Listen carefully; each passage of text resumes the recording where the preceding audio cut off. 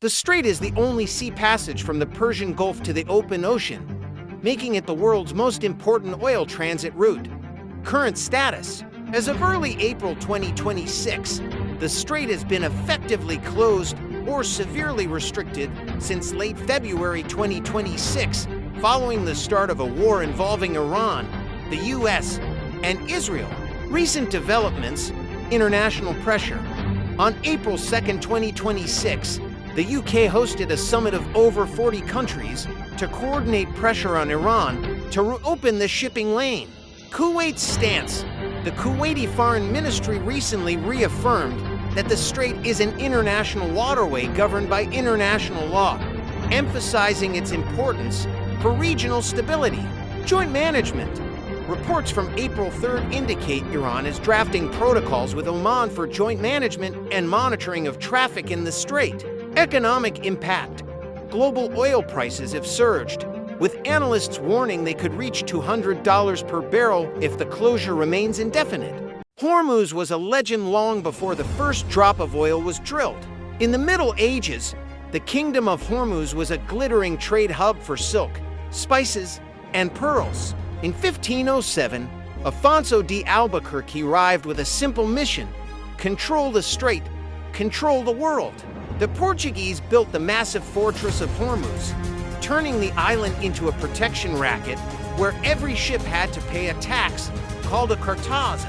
The Portuguese were eventually expelled by a joint force of Persians and the British East India Company. The lesson was clear: whoever holds these waters dictates the wealth of nations. By the 20th century, the gold of the strait shifted from spices to black gold, oil. Fast forward to February 28, 2026. The world watched in horror as a shadow war finally broke into the light. Following joint U.S.-Israeli strikes on Iranian targets, Iran's Revolutionary Guard declared the strait effectively closed. Iran utilized its geographic advantage using midget submarines, drones, and naval mines to target any vessel entering the high-risk zone. By mid-March, tanker traffic had vanished. The shockwave hit global markets instantly. Brent crude skyrocketed to $126 per barrel, but the damage didn't stop there. Global stock indices like the Dow Jones and FTSE plummeted. Airline and shipping stocks were decimated overnight as investors fled to safe haven assets like gold. The crisis triggered the largest energy supply disruption since the 1970s, pushing the world to the brink of a new recession. Why is the world so desperate to open a 21-mile strip of water? Because there is no plan B. Overland pipelines are a drop in the ocean compared to the volume carried by sea, and they are already at maximum capacity. The first and hardest hit were the economic powerhouses of Asia. Countries like Japan and South Korea, which rely on this single route for over 80% of their energy, saw their economies grind to a halt. In the Philippines, the situation was catastrophic, with the government declaring a national energy emergency as rolling blackouts and fuel rationing became the new reality. As the crisis deepened, the world split into two camps. On April 1, 2026, the United Kingdom convened an emergency summit of 35 nations, deliberately excluding the United States to avoid escalating military tensions. Their goal: to establish a neutral, diplomatic corridor. But this wasn't just about oil. Italy and the Netherlands sounded the alarm on a looming humanitarian catastrophe. Nearly a third of the world's urea fertilizer, essential for growing staple crops, passes through the strait. Without it, global food prices would skyrocket, threatening a global food crisis and famine in the world's most vulnerable nations. Meanwhile, the Pentagon opted for a different solution. On March 19th, U.S. forces began a sustained aerial campaign. Using advanced minesweeper drones and F-35 strikes, they aimed to surgically clear the mines and destroy the Iranian mine layers seeding the channel. But Iran's Revolutionary Guard responded with asymmetric swarm tactics, refusing to yield control. The world is now fractured. Hawks in Washington and allied capitals argue for a decisive military intervention to reopen the strait by force.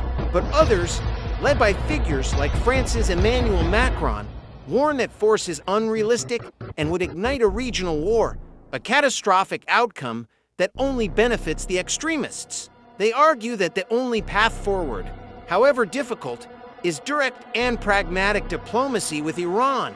The Strait of Hormuz is more than a waterway. It is a paradox. For centuries, this narrow channel has been the lifeblood of empires, the silent witness to the rise and fall of great powers. From the silk traders of the Middle Ages to the supertankers of today, its currents carry the dreams and ambitions of the world. Yet, its geography makes it an inescapable vulnerability, a single point of failure for our entire global system. As of April 2026, the world remains on a knife edge. The immediate race is to reopen the strait and save the global economy from collapse. But a deeper, more painful reckoning has begun. This crisis has exposed the fatal flaw of globalization. Our interconnectedness is also our greatest weakness. Nations are now scrambling to reshore critical industries and build new, more resilient supply chains. The era of unquestioned free trade may be over, replaced by a new age of economic nationalism. This is a brutal reminder of our system's fragility. A drone, a mine, a political decision thousands of miles away can empty supermarket shelves in your hometown. Even if the ships start moving tomorrow, the world has learned that we are all tethered to this narrow, volatile strip of blue. The question is no longer asterisk if asterisk the next disruption will happen, but asterisk when asterisk. If these questions matter to you, like, share, and subscribe to our channel for more deep dives into the forces that shape our world. Click the bell icon to get notifications when we post new videos.